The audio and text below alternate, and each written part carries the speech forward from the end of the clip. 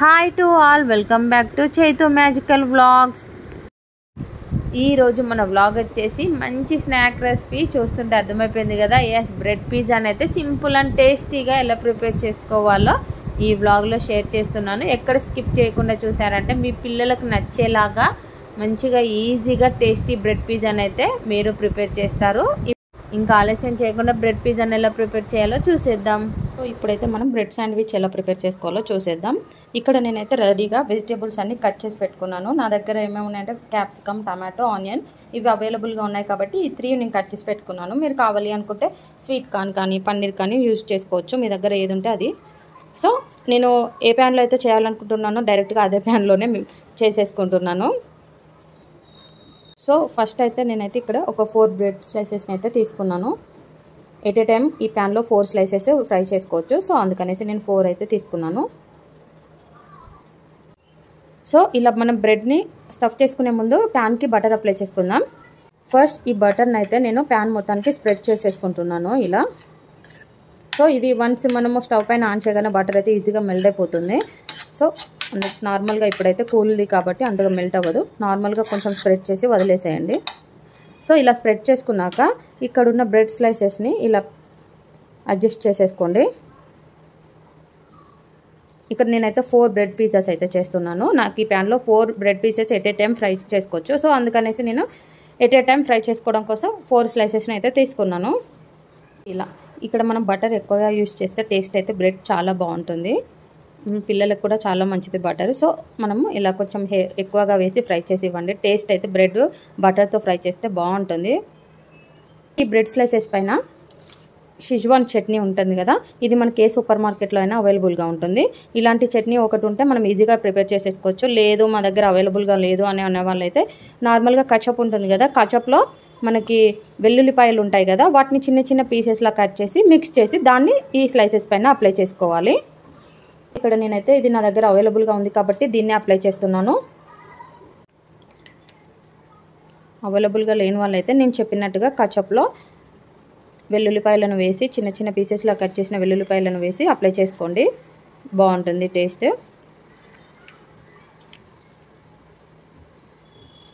చేసుకున్నాక ఇప్పుడు దీన్ని మొత్తాన్ని బ్రెడ్కి కొంచెం ఇలా స్ప్రెడ్ చేసేయండి. ఇలా ఈవెన్గా కొంచెం స్ప్రెడ్ చేసి వదిలేసేయండి.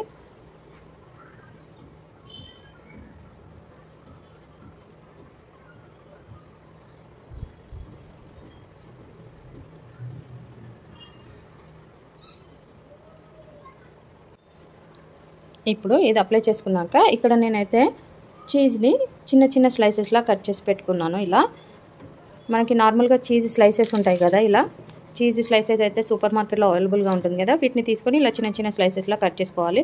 లేదంటే నార్మల్ చీజ్ని తీసేసుకొని మీరు మామూలుగా ఇలా వేసేసుకున్నా సరిపోతుంది. నేనైతే ఇదే యూస్ చేస్తాను. ఇది శాండ్విచ్కి కానీ పిజ్జాకి కానీ టేస్ట్ చాలా బాగుంటుంది చీజ్. సో ముందుగా కొంచెం చీజ్ అప్లై చేసుకోవాలి ఇలా.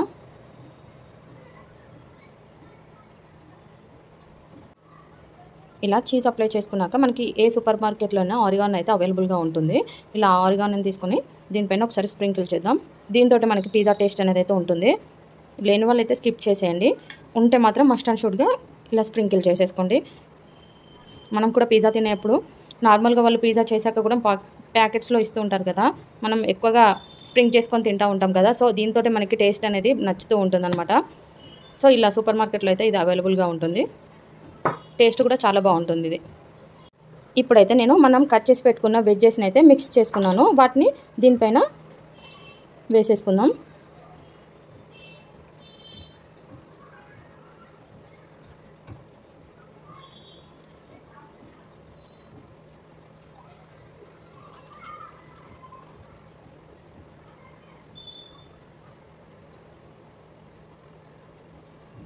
ఇలా అన్నిటిపైన వెజ్జెస్ని వేసేసుకోవాలి.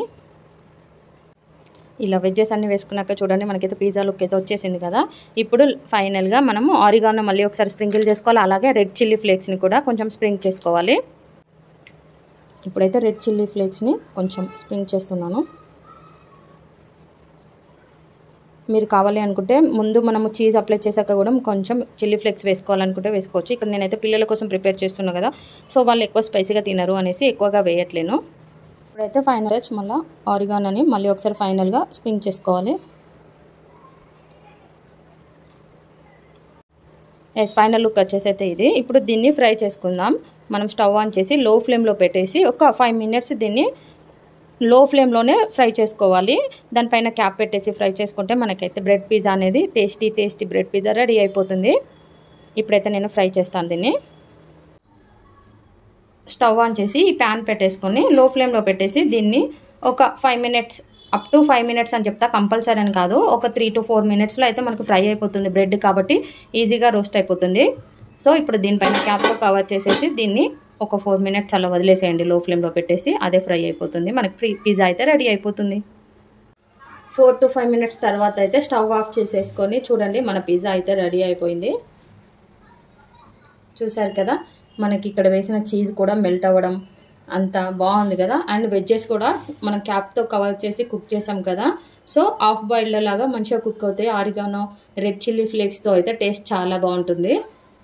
ఇప్పుడు ఈ పిజ్జాని ప్లేట్లో సర్వ్ చేసుకుందాం. చూడండి ఎమ్మీగా పిజ్జా అయితే రెడీ. ఫైనల్గా మన బ్రెడ్ పిజ్జా లుక్ అయితే ఇదండి. చూడండి పిజ్జా అయితే రెడీ అయిపోయింది. చీజ్ అంతా మెల్ట్ అయిపోవడం చూడండి, హాఫ్ బాయిల్ కుక్ అయినట్టు వెజ్జెస్. మనకి బయట పిజ్జా ఏ టేస్ట్ అయితే ఉంటుందో ఈ బ్రెడ్ పిజ్జా కూడా సేమ్ టేస్ట్ అయితే ఉంటుంది. ఇది ఈజీగా 5 minutesలో పిల్లలకైతే స్నాక్స్గా రెడీ చేసి ఇవ్వచ్చు. అలాగే వాళ్ళకి స్కూల్స్ ఉన్నప్పుడైతే ఇలా స్నాక్స్ లాగా ప్రిపేర్ చేసి కూడా బాక్స్కి పెట్టేసేయచ్చు అనమాట ఈజీగా. దీనికి ఎక్కువ టైం కూడా మనం స్పెండ్ చేయాల్సిన అవసరం అయితే లేదు. వెజ్జెస్ కట్ చేసేసుకొని ఈజీగా చేసేసుకోవచ్చు. ఇదిగో చూడండి ఇక్కడ మనకి బ్రెడ్ రోస్ట్ అయిపోయింది కదా, అండ్ బటర్ వేసి చేసాం కదా, టేస్ట్ చాలా బాగుంటుంది బ్రెడ్ అయితే. చూడండి పిజ్జా లుక్ అయితే చాలా బాగుంది కదా. ఇప్పుడు టేస్ట్ చేసి చెప్తా ఎలా ఉందో. సో ఇప్పుడైతే నేనైతే టేస్ట్ చేస్తాను. టేస్ట్ అయితే చాలా అంటే చాలా బాగుంది. క్రంచీగా బ్రెడ్ అండ్ ఆరిగానో ఫ్లేవర్ అయితే మంచిగా తెలుస్తుంది. చూసారు కదా, చాలా సింపుల్ అండ్ టేస్టీ బ్రెడ్ పిజ్జాని ఎలా ప్రిపేర్ చేసుకోవాలో. ఇంకెందుకు ఆలస్యం, మరి తప్పకుండా ట్రై చేయండి ఈ బ్రెడ్ పిజ్జాని. అండ్ మీ పిల్లలకైతే ఖచ్చితంగా నచ్చుతుంది, ఇది నాది గ్యారంటీ. అండ్ ఇంతవరకు మన ఛానల్ని ఎవరైనా సబ్స్క్రైబ్ చేసుకోకుంటే ప్లీజ్ సబ్స్క్రైబ్ చేయండి, లైక్ చేయండి, షేర్ చేయండి, కామెంట్ చేయడం మాత్రం మర్చిపోకండి వీడియో నచ్చినట్లయితే. అండ్ నెక్స్ట్ వ్లాగ్లో మళ్ళీ కలుద్దాం. Bye bye.